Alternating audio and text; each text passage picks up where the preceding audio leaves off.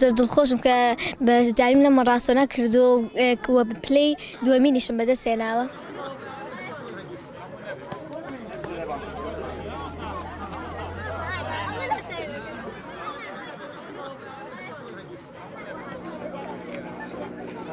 ئەمانج لەم ڕاکردنە بە کۆمەڵە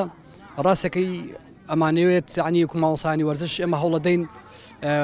وەرزش لای قوتابیان خۆشەویست بکەین ئەنجا قوتابیانی کچ بە تایبەت کچان لەبەر ئەوەی کە زیاتر مەحرومن لە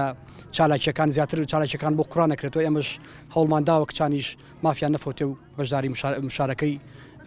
بتوولەکان و چالاکی وەرزشەکان بکەن. چالاکیەکە ڕێکخراوی CDO بە هاوکاری ڕێکخراوی منداڵای دەکانی کوردستان ئەنجامیدا و ئێمەش وەکو مامۆسایانی وەرزشی سنوورەکە هەڵسان بە هاوکاریکردنی هەردوو ڕێکخراوەکە وەکو ئەرکێکی خۆمان چالاکیەکە بریتی بوو لە ڕاکردنێکی بە کۆمەڵی قوتابیانی قوتابخانەکانی سنووری نەحی خوڕماڵ